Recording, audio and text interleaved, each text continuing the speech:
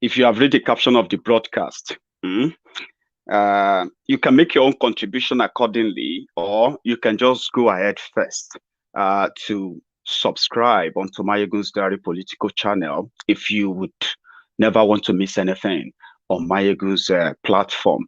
So the rider for this broadcast today has to do with what Tinubu said at his own birthday, where he said, in Kano, the person that hosted this year's birthday celebration for him is no other person than Gandola of Kano, the Babariga mobile banking CEO of Kano. And when Tinubu was there, he made many, many other, statements, so many other quotable quotes and all of that. But there are few that addresses what many, many of them are denying, as if to say it's not happening. When people continue to rise and demand that the status quo of Nigeria should change, they are pretending. Many people are now asking that Nigeria should break up, and the message is spreading like a wildfire. Yeah, they are still pretending because they have to watch what they say. However, he dropped the line of if Nigeria should break, they will need visa to go to Kano. That means he was talking about himself and his co-travelers, his friends, the co-Nigerians. So if they have to go and organize his birthday for him next year, if for example, if Nigeria or southern Nigeria break away from the northern Nigeria, for example, it means according to Tinubu, they will need visa to go to Kano to celebrate his birthday because it will be like another country.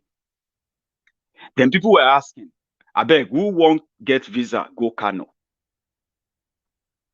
Like, if not for business, if Nigeria breaks up, to two countries, for example, because that is also open for what do you call it? Deliberation. However, let's say Nigeria breaks into two countries. Those who wants to go to Kano, or those who wants to go to Zamfara, or those who wants to go to Borno, or any part of the north, they will either be going for holiday, or going for business, or going for schools, for education, or maybe they are going there for medical treatment, or because you have to have something to go and do in another person's country, especially if you have respected that boundary and all of that, okay? But they are talking about visa, but many are now asking, what do they want to take Kano visa do, or Borno visa do? I'm not using this to slight some of you, my friends, from northern Nigeria. I'm just putting it into context of what Tinubu said. Meanwhile, that is exactly not what it will be when Nigeria breaks up. I mean, if they do it peacefully. But let's take it from the beginning.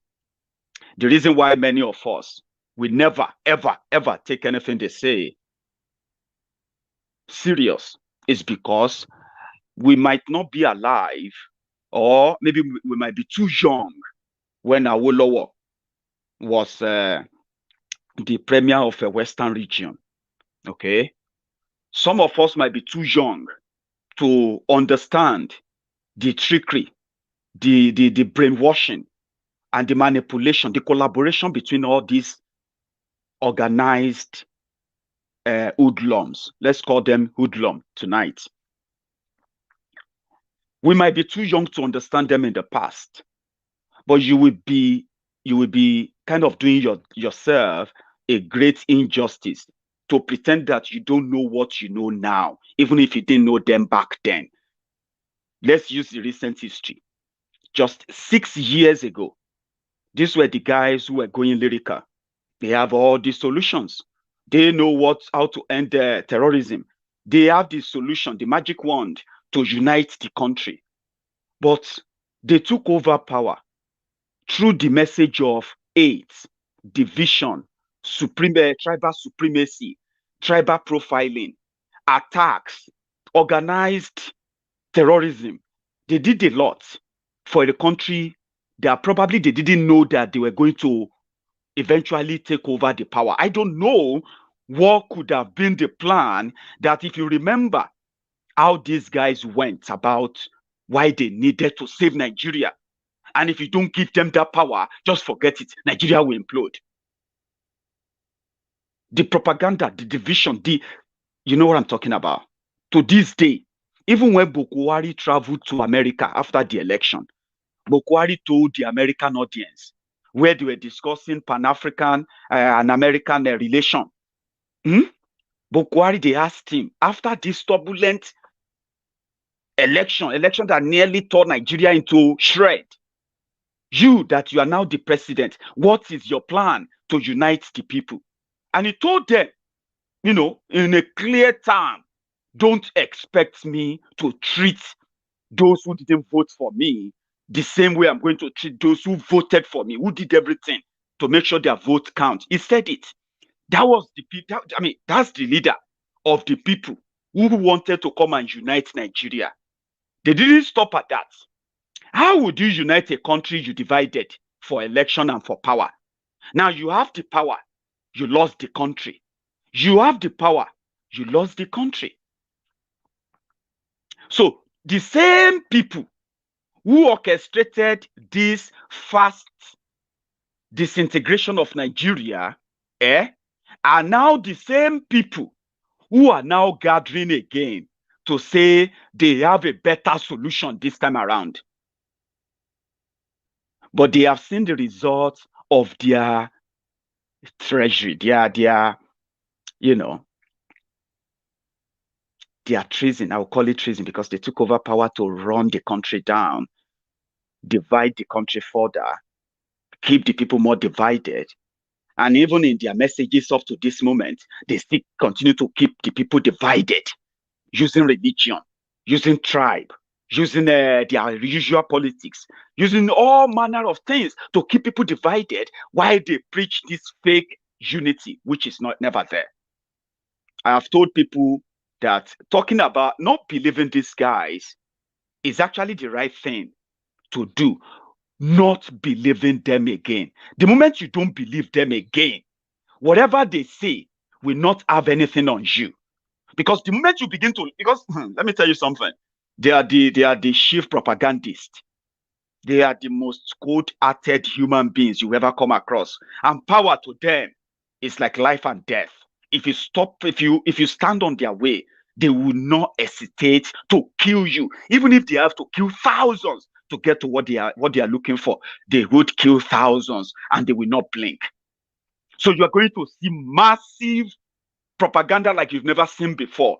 But if you come from my own kind of world, the world that has seen it all, the world that is not suffering from Stockholm syndrome, the world that knows that if you pay attention and you are not living in denial, you will see the same character who told you 6-7 years ago they had the solution. Even if you can't remember others, you can remember the effect of the last 7 years.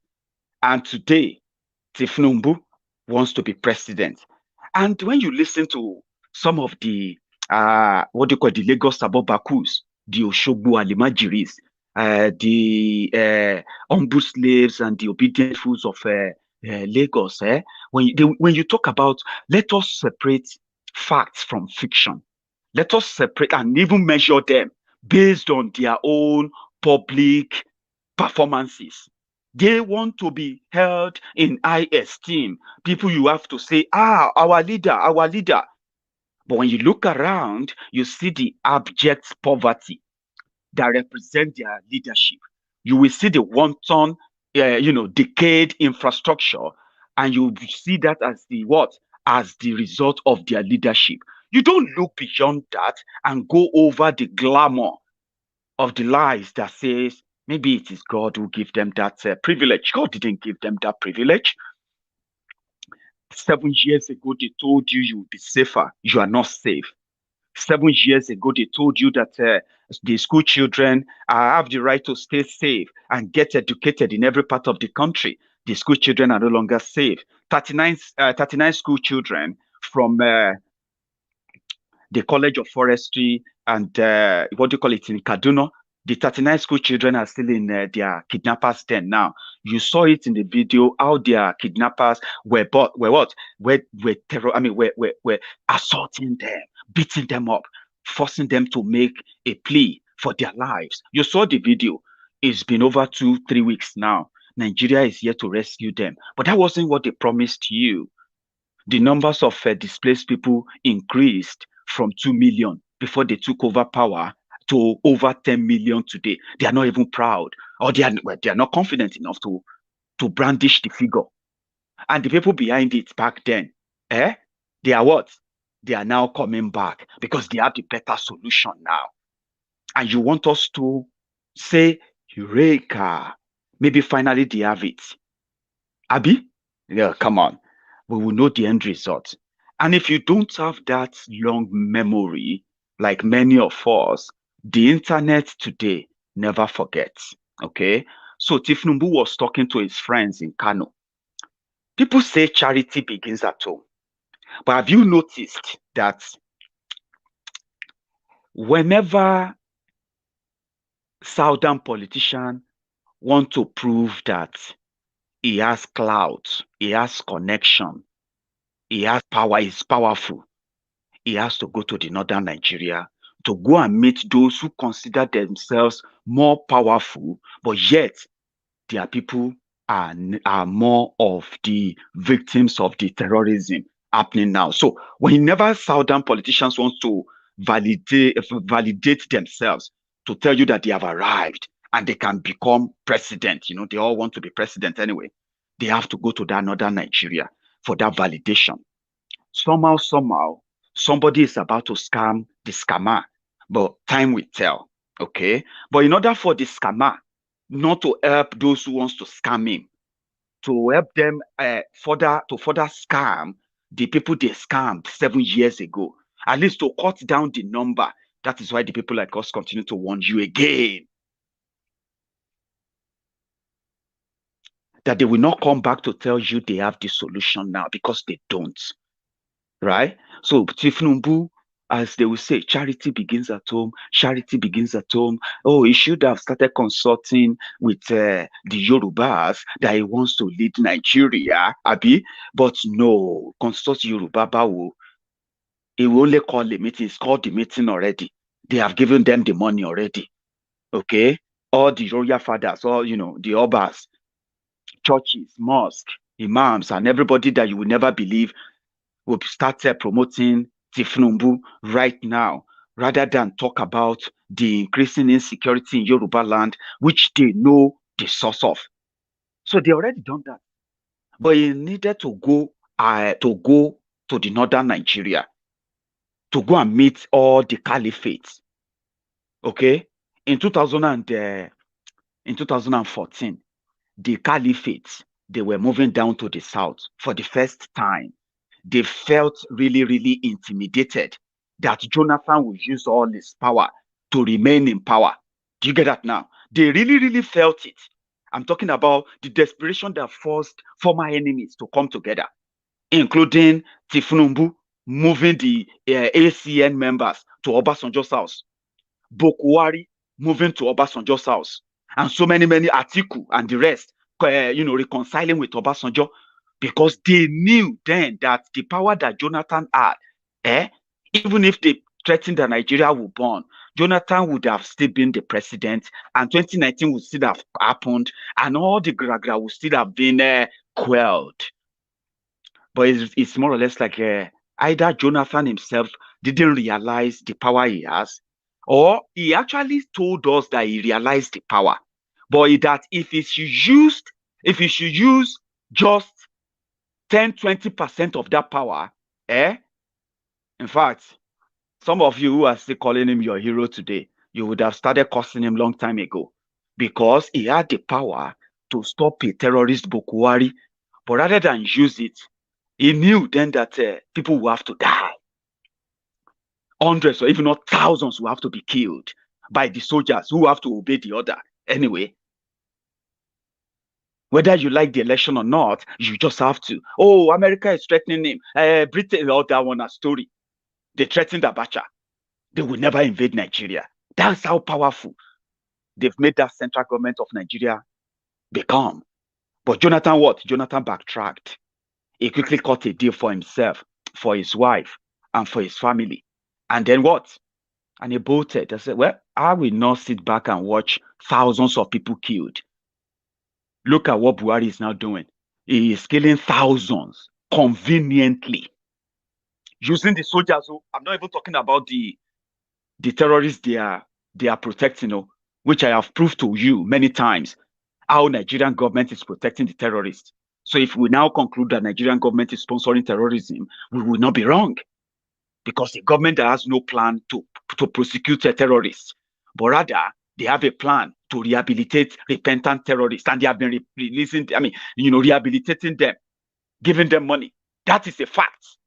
So far, so good. They have released over 6,000 repentant terrorists. So that is also a fact. So if we say they are sponsoring them, that is the unofficial way they are killing the people. But the official way they are killing the people is that whenever any protest happen, they unleash the military. There are so many other covert operations organized against their own citizens where they have killed thousands in the last 6 years alone. That was what Jonathan ran away from. He didn't want to see blood. He didn't want to be seeing dead bodies on the street. He didn't want to see people being kidnapped from their homes because they have big mouths, or people being saying things like calling his wife names or calling Bokwari name. You just disappear. The world can scream. The world can cry. Forget it. It no be Nigeria. Nothing will happen.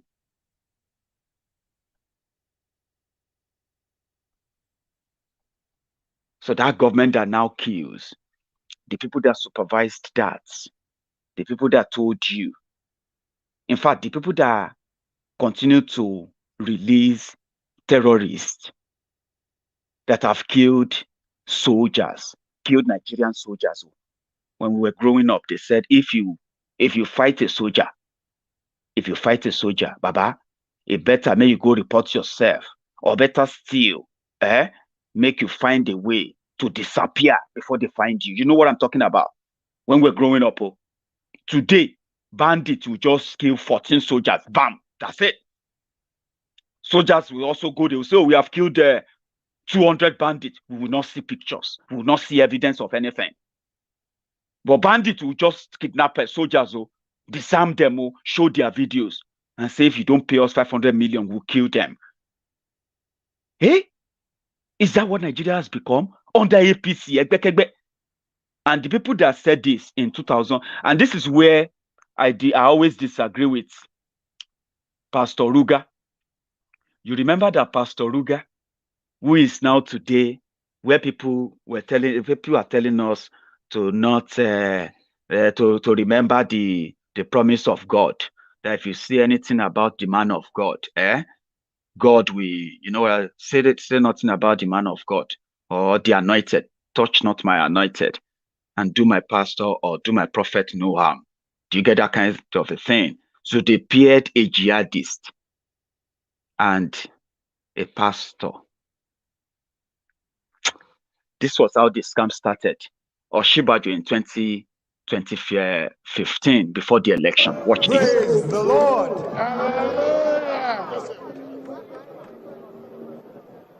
This country will change February 14, 2015. There's no doubt at all that this country will see a change. I'm happy that you will witness that change. I'm happy that you will be alive to see that change. It will be a change from the unemployment we have now to jobs for young people. No light, no power, there will be power. Everything that a government should do, this government, the new government of General Buhari will do. Don't let anybody tell us lies. and deceive us about religion. You and I know that the most important thing is that when the righteous are in power, the people rejoice. Let me ask you a question. Are you rejoicing now? Under this government, are you rejoicing? Very good.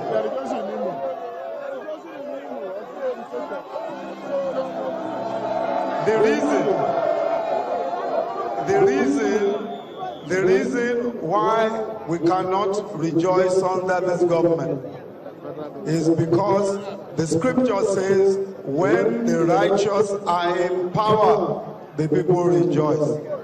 After February 14, 2015, in fact, May 29, 2015, you will see rejoicing. You will see rejoicing. By the grace of God, we will all be alive to see it. If you believe that you will be alive to see. Do you see that scam? Do you see how they're doing the brainwashing? That's what most of these fake pastors, that's what they do. They'll be telling you things, imaginary things. Do you believe? Do you believe that God can, do you know that there will be power? You see, the Bible said, when the righteous are in power, the people rejoice. Did the Bible not say that? Sure, you go argue with Bible. Don't believe anything they say to you. When the righteous are in power, the people rejoice. They say, that's true. That's true. And I know Oshibajo. Oshibajo is I attend Oshibajo. I'm attending Oshibajo's church. He's a very powerful man of God. Have you listened to him preach? Or have you listened to his Sunday say,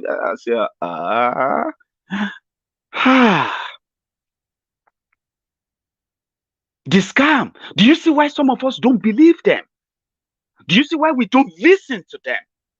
Because even if you had listened to them and you were so expectant and you were very much hopeful, because you could see that they knew what they were talking about, but they knew nothing that they were talking about. It was a scam. We work with you, Lord Iro. We will build this school. We will work with you to build a Nigeria that is not corrupt. I bring you a message of hope.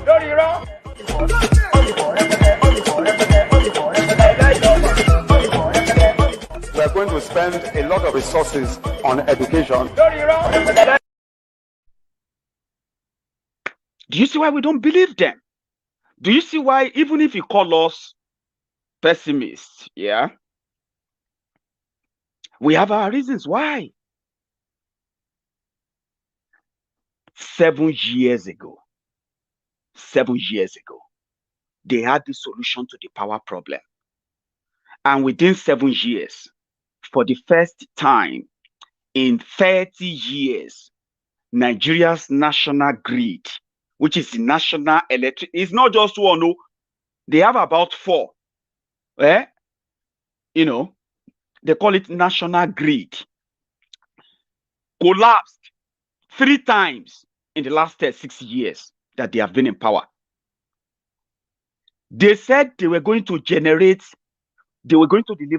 in first 4 years, they were going to deliver 40,000 megawatts of electricity. They told the people about South Africa. They told people about this and that, how they're going to do it. Solar power. We're going to do dam power. We're going to do gas turbine. They had all the solution. And they appointed Isaleko Barack Obama. Fashola. They appointed him as a minister. They call him super minister. Fashola was made the minister in charge of power to bring light. They also made him the minister in charge of housing, so that people who are homeless, they will begin to live in better houses that Oshibajo promised them. Then road, which is about the roads, so that they can make sure that all the roads in Nigeria, federal roads in Nigeria, will not become death trap. In fact, it will be a great opportunity for Lagos State. Finally, they have somebody in Ministry of Works. Great. They are going to have a better road. All the federal road, bad road in Lagos, Fashola, I trust Fashola. For that alone, I am going to vote for Buhari. They said, vote for Buhari. Think Oshibajo. Now this can't be that. Oh, you get that now? They said give Buhari the job, but remember Oshibajo is there, and consider the job done. So within first 12 months, the national grid collapsed. The power supply issue skyrocketed. It became really a big issue, right? They couldn't increase the generated revenue, and in 5 years, they are still yet to even generate up to 6,000 megawatts of electricity as we speak. That's for the country of 250 million people. Fashola became Minister of Darkness. It was meant to be Minister of Power, Minister of Works, and Minister of Housing. 3 super ministry, they called it. Within 4 years, it didn't take 4 years, okay? Within 12 months, Fashola is Aleko Barack Obama, the superstar of Lagos, who built what they call the mega city, that we all know genuinely Lagos State is not mega city. It is a mega slum. It is a story for another day. They made him minister, super minister, to come and change Nigeria. And within 1 year, he became Minister of Darkness, homelessness, and potholes across Nigeria. Within 12 months. Today, they had to change him and replace him with another Mumu, who is now in charge of power. But they kept him with the potholes and homelessness. Because you know what? More Nigerians have become homeless now. You don't believe me, Abi? If they say 8 million people plus 2 million, that's 10 million, Abi. They are already refugees, either in Nigeria or outside Nigeria. They have run away from their homes, okay? They are now refugees. Fashola no build home for anybody. These are the people who need home. So if I tell you that he is now the Minister of Homelessness, ask me for evidence. I just gave you one. Prove me wrong. Or is it about the road? Don't even go there. They said they were going to create 3 million jobs every year. Wonderful. They even told the people how they were going to create the job. High-paying job. I don't know how to form grammar, okay? Just manage them the way I managed to mimic this, okay? We are going to get high-paying jobs that are going to be in tech, in this, and blah, blah, blah, blah, blah. And we are going to diversify the economy, and we're going to make sure that people's attention are, diverted to agriculture, blah, blah, blah, blah, blah. Story. Babanla story. Do you know the result after 6 years of creating jobs? More people have become unemployed. Okay? They did not create 3 million jobs every year. Today, Nigeria as a whole, they now have 33% of unemployment rate. I am not good in mathematics. You can help me out. What is the 33% of 200 million? Divide them into 3. 200 million into 3. Let's say 65, 180, 195. Okay, 65. Let's just put them for, say, 70 million, no get job. That's official. There are many people that are just waking up every day, just fulfilling the righteousness, going outside like say they have job. At the end of the month, when they pay them their salary, you are talking about collecting $30 a month. So which means they have more, though if you put those ones in that bracket, when they talk about poverty capital of the world, another medal to these criminals who are now regrouping again. Add that together, you will see over 150 million Nigerians who are living in poverty, below poverty line, simply because the economic professors led by Ikene Shatabandu, fake Pastor Ruga, Oshunbade, the special advisor to Bokuwari on burial arrangement and condolences matter, plus the trader money and all that. They weaponized poverty. That's what they did. They did not create any opportunity. Those they told to go back to farm, they are now endangered, where bandits are now chasing everybody, destroying farms. But they are not even so ashamed of that to come out boldly to say, we are in trouble. Do you get that now? They want us to just live through it and then pray that the problem will disappear. We have another solution.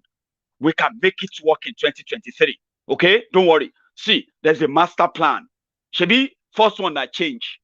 This second one is next devil, Abi. The next one is upper level. And I'm telling you, whatever it is just a further death. Next death of Nigeria, the killing and the death of Nigeria. It is just a matter of time. They call them kicking the can down the road. When you kick it, you think you have, you've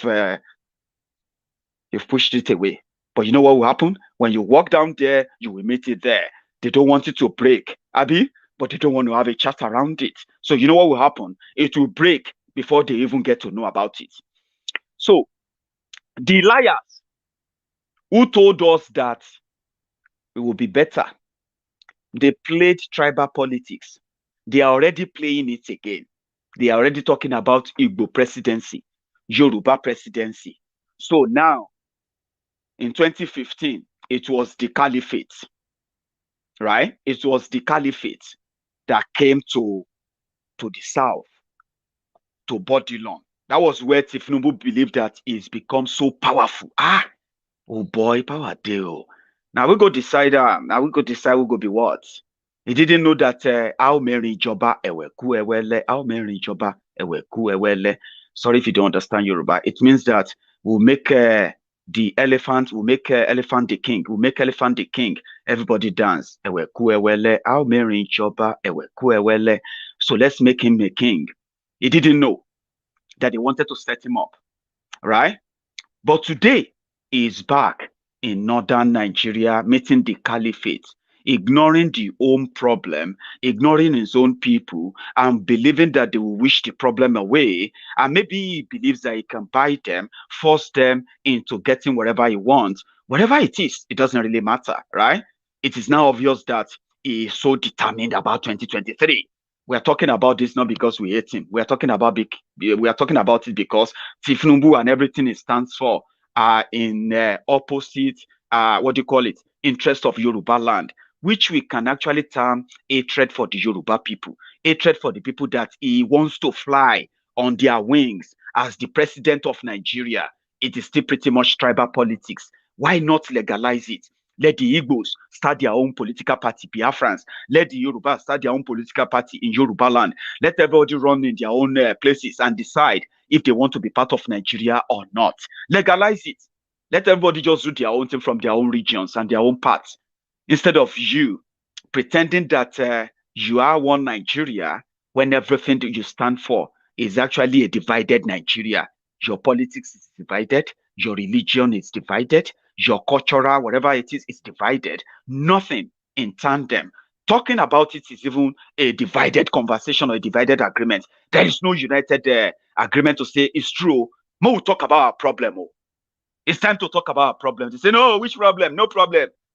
They say, yeah, no problem. Okay, no wahala. Do you get what I'm talking about? So because they thrive on the division, but they pretend that it's not there. We will keep reminding them. So we saw him in Kano, where they celebrating his. Come on.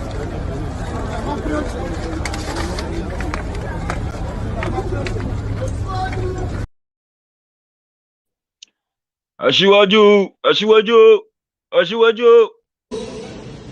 And use the development in northern Nigeria in the post-COVID-19 era is more than timely, particularly given the serious security challenges that have become one of the primary causes of despair and frustration among all the Nigerians, young and old alike. That frustration and despair are in large part caused by the chronic poverty and the breakdown of social institutions wrought by such. So Isha gave speech. I just wanted you to see him in with his lovely United Nigeria comrade, who are actually setting him up for the final showdown. That oh dear, this heartbreak. Okay. However, when he finished, he said it. That was where he said, if Nigeria should break up, that they will need visa, visa to go to Kano. It's not all of us that want to go to Kano. If you don't have business in Kano, when Nigeria break up, there's no point in going to Kano. How many countries or how many of us has even crossed the border?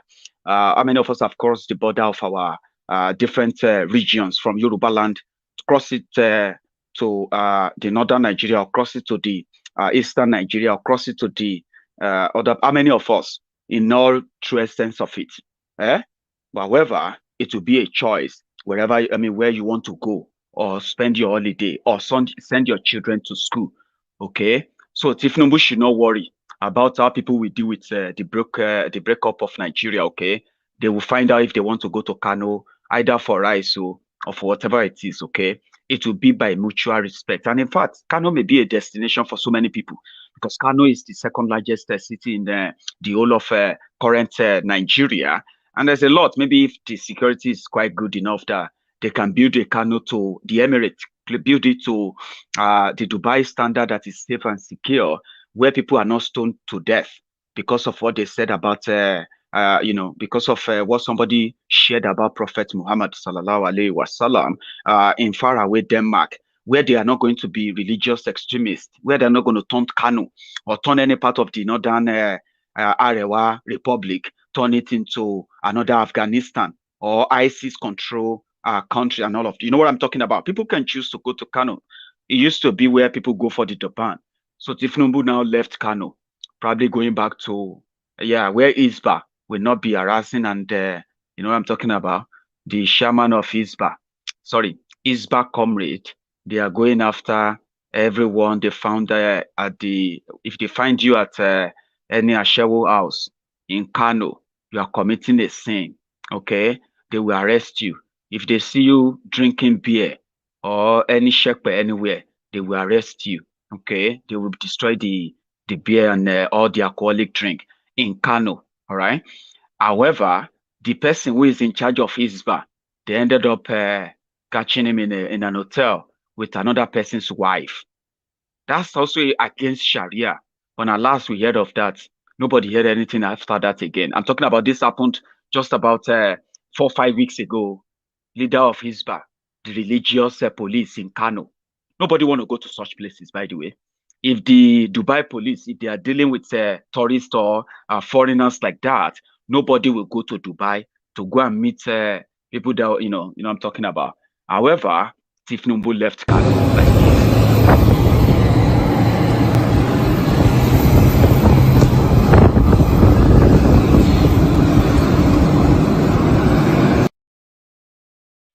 That's him.